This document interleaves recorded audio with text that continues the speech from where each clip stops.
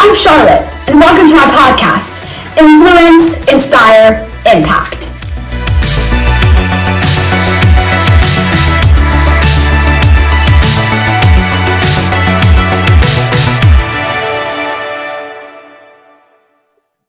Hello everyone, welcome back to my podcast, Influence, Inspire, Impact. Today I am lucky enough to be joined by my grandma, my mom's mom. Jeanne is here, my Nana, and I'm so excited to have her here, and she is a great person to interview because as I've grown up, she has just been a very grounding force in my life and a great listener and such an inspiration to many, many people. So Nana, I'm so excited to have you here.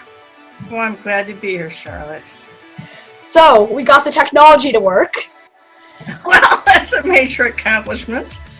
And I can see your full face this time, so we're golden. Merry Christmas Eve, by the way.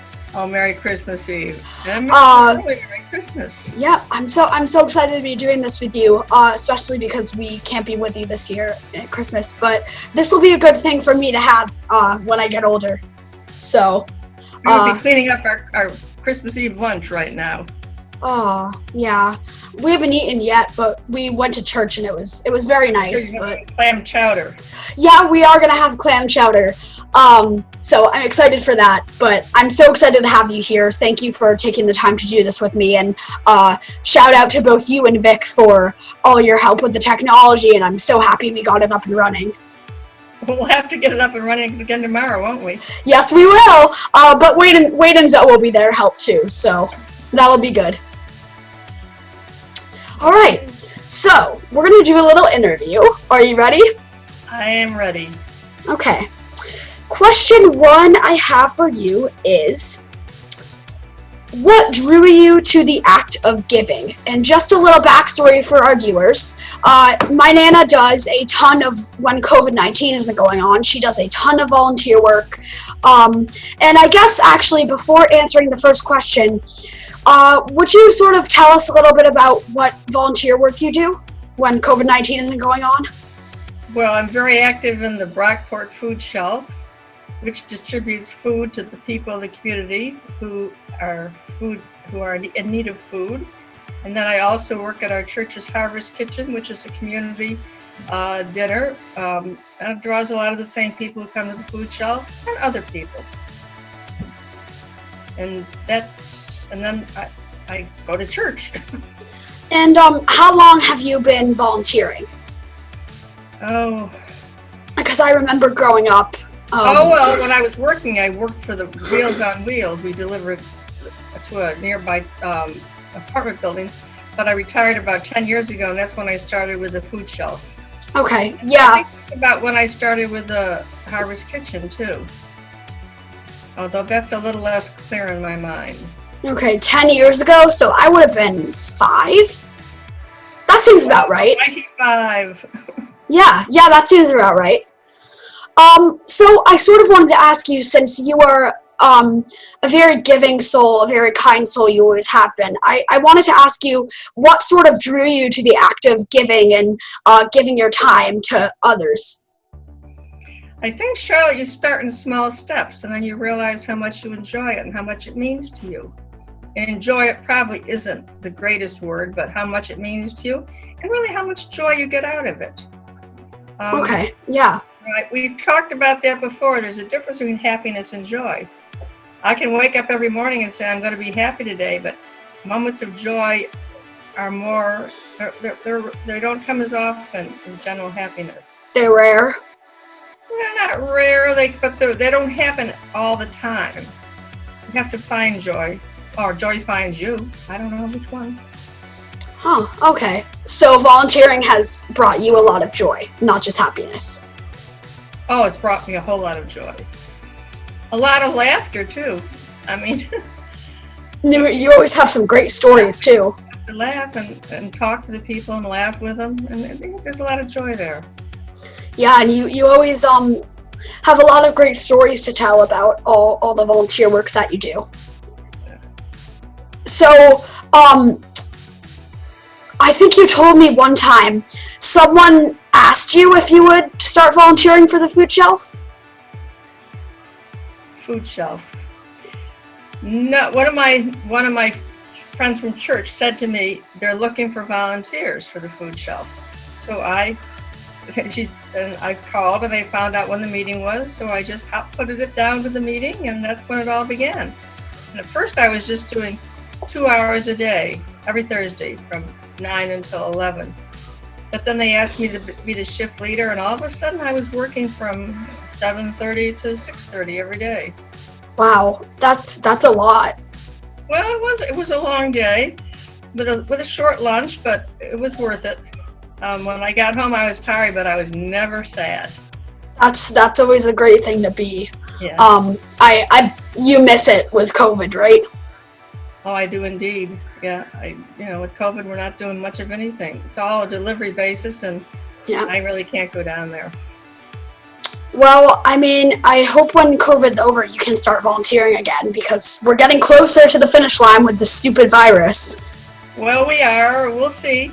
In the meantime, I'm grateful for what I have. I mean, I have my health. I'm talking to you right now, right? Yeah, I mean, if you had told me last year that at this time last year, when I was up to see you at Christmas, that we would be doing this a year later, I would not have believed you. It's pretty crazy. I don't think you'd have been very happy either. No, I don't think so. But I mean, technology has really taught us a lot. Well, you've learned much more than I have on technology. Well, you've done a couple Zooms now, which is great, and we'll do one tomorrow. So you're getting your practice with technology.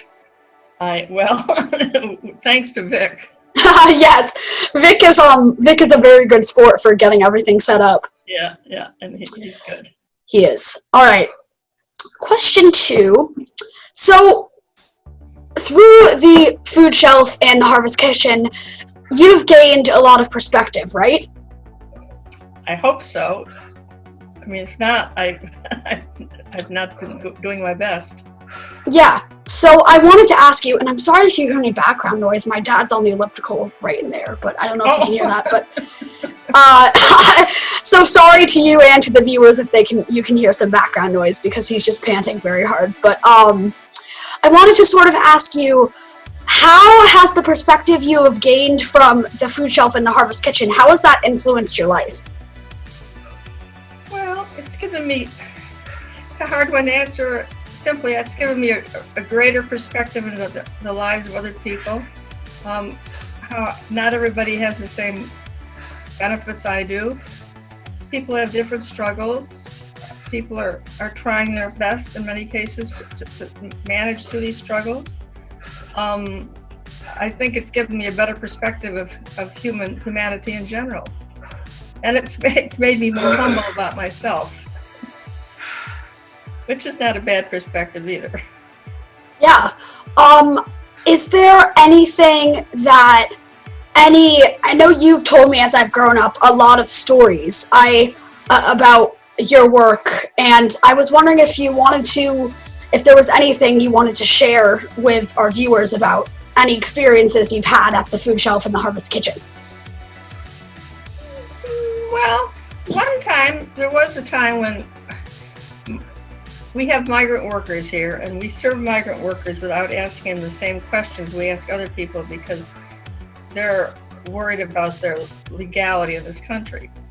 And I think there were maybe 14 of them showed up one day right as we were getting ready to close. And boy, did we treat them well. And only one of them spoke English. But we managed to get enough English from him that we were able to send them away with bags and bags of food. And we hope that we help them out.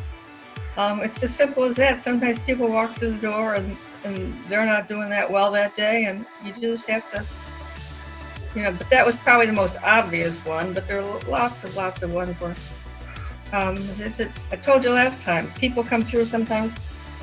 People who have had cancer and who haven't had good dental care often don't have good teeth, and just realizing that and being able to work around that, because I do the fruit area and the dairy area, and I have some latitude to figure out what I want to do with people. And if I find out, well, I can't chew an apple, what can I do? And what can I do to make them happy? and when they go away happy, and sometimes they give you big hugs in return, and you just know you've made their day. I'm sure that's a very special feeling, and I think you took us to the food shelf one time, right? It's pretty big.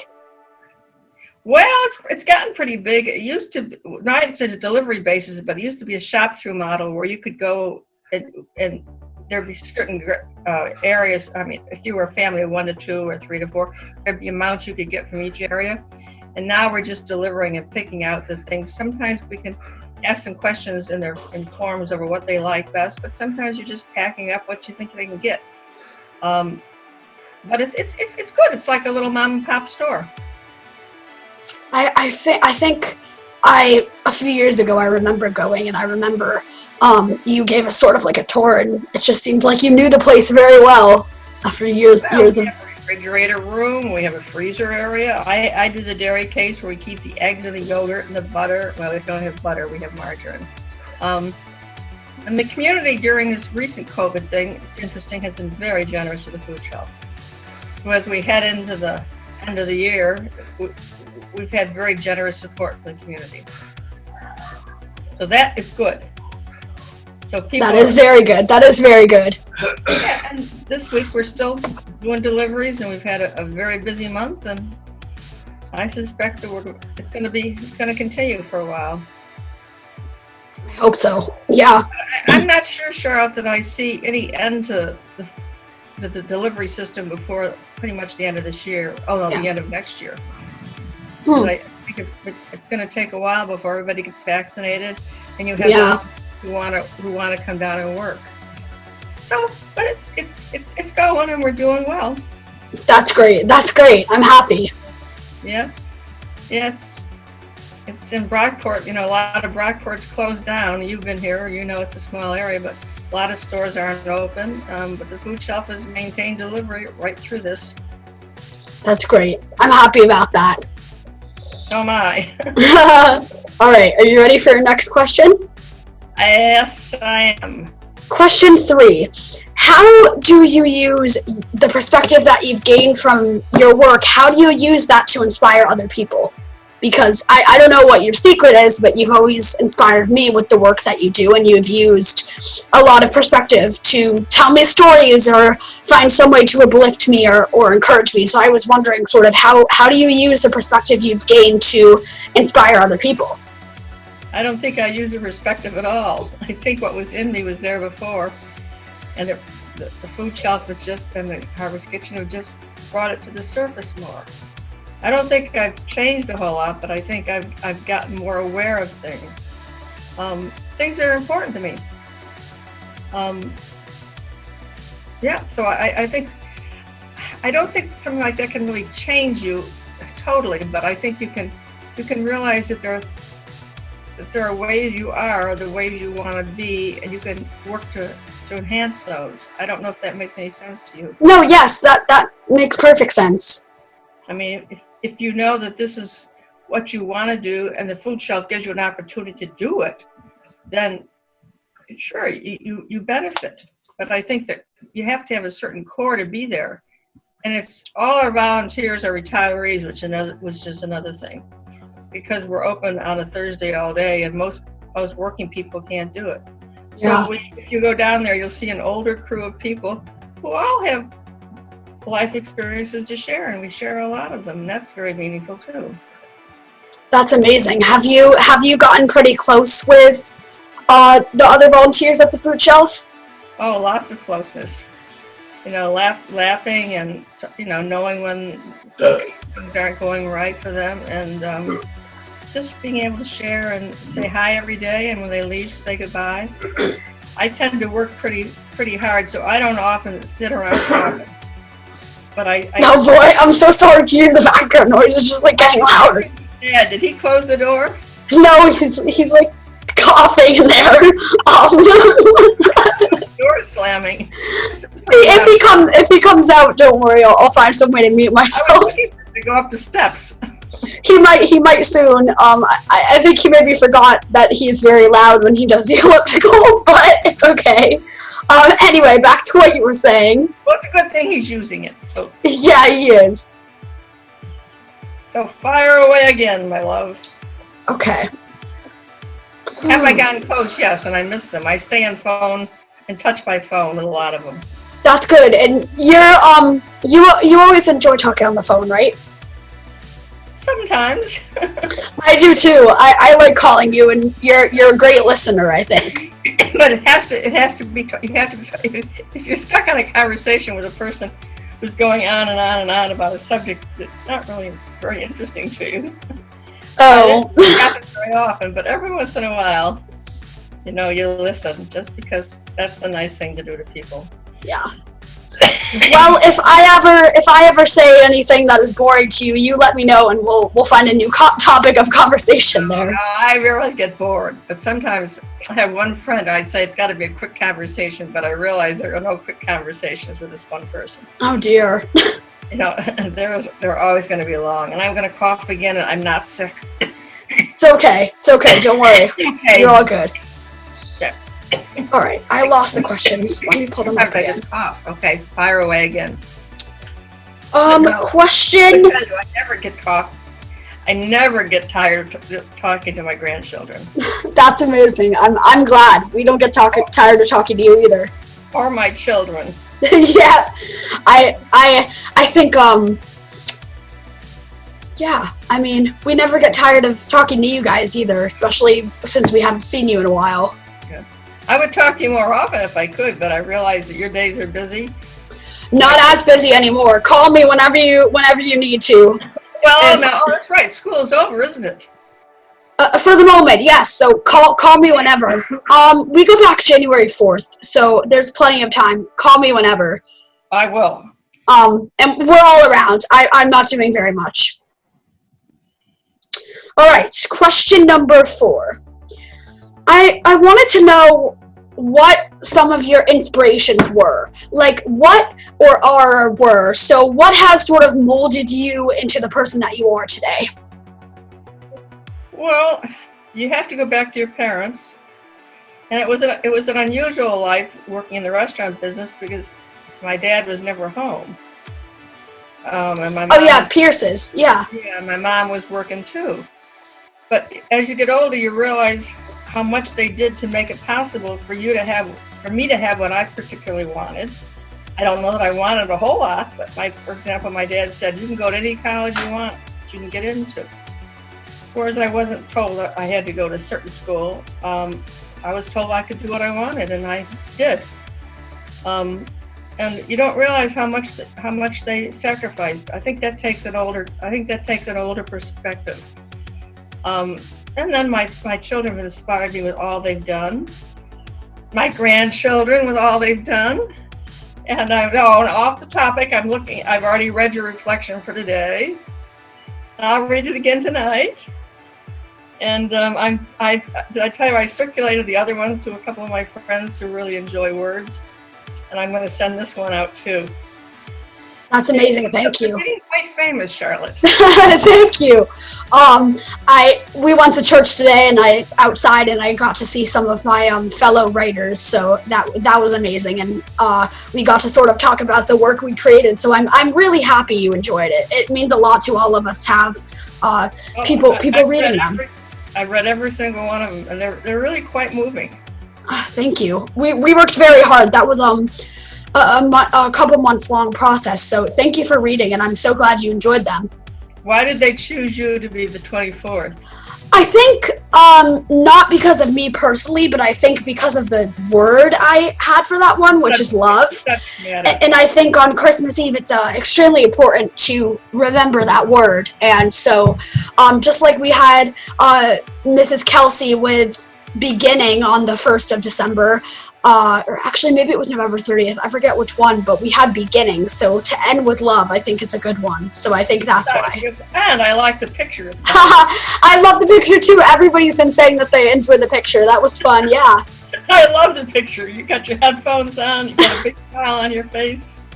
And then I always looked every time I would read an article, I went to that picture because I want to remember what the person looked like.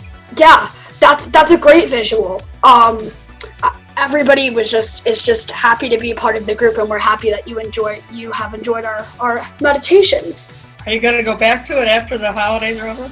Yes, we are planning to, and I think because I'm a bit less busy, I'll hopefully be able to make some more meetings. But I'm definitely hanging in there for the coming months. Who's going to teach them Taylor Swift lyrics if you don't? I don't know, but I always will be there to teach them Taylor Swift lyrics. I noticed that. I love that. Technology and Taylor Swift lyrics. Technology, yep, that's me. So, you said your parents, your children, and your grandchildren inspire you. And a lot of my friends. I'm wiping my eyes now for some reason. My friends have been very inspirational to me. A couple of them have fought very difficult diseases. And you've watched them. And they've been surprisingly brave and bold. And I think we talked about this last time, even the people I read about. I read more nonfiction than fiction. But I find that a lot of what I read in nonfiction, we meet amazing people. Fiction, I like people in fiction can inspire me a whole lot. Remember we watched To Kill a Mockingbird? Oh, yes. Oh, one of my most favorite books. Yeah. Now, Atticus Finch is certainly inspiring. He is. He inspires me, too. Yeah, definitely. But he's not real life. Mm-hmm. And where I kind of sometimes, especially if I'm reading something that's very sad and it's real life, it makes it more difficult for me because I realize that did happen to somebody.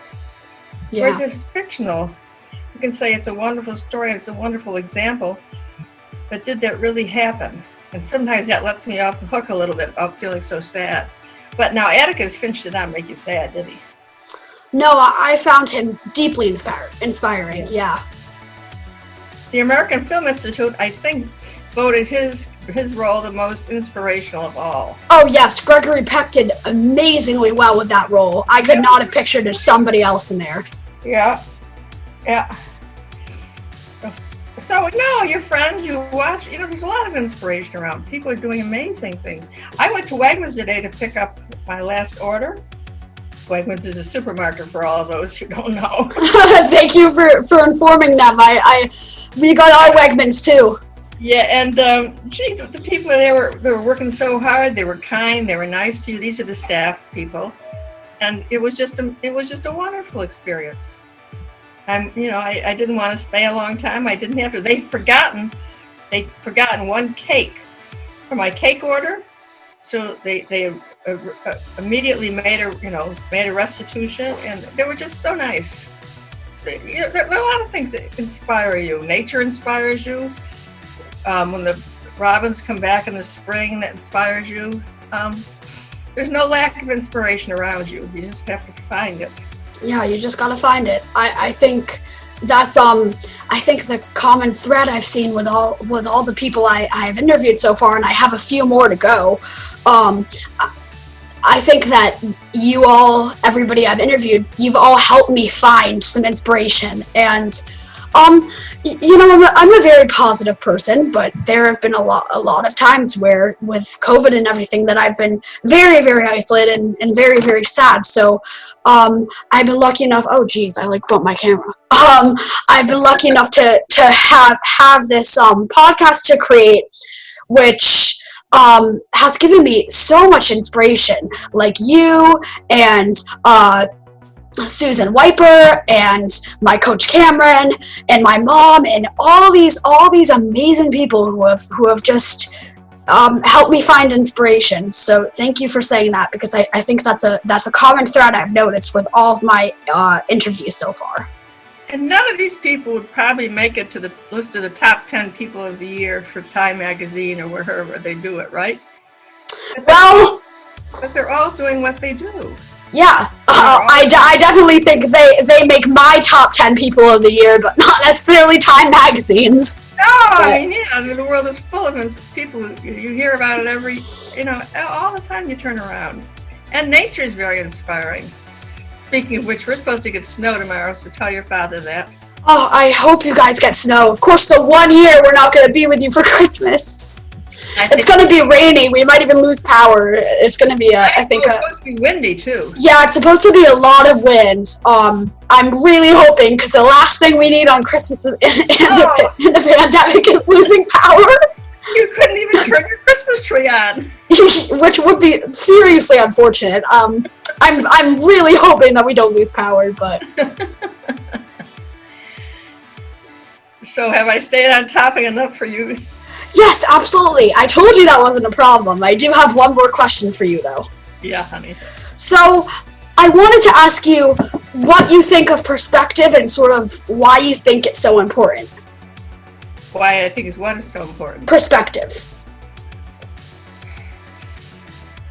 Well, perspective is it's a form of knowledge, I suppose. It's understanding the world in a different way, and I think children can have one perspective, adults have another perspective. Certainly, people as they're getting adults is one thing. The elderly, I suppose, is another, which I am probably classified as for my COVID shot.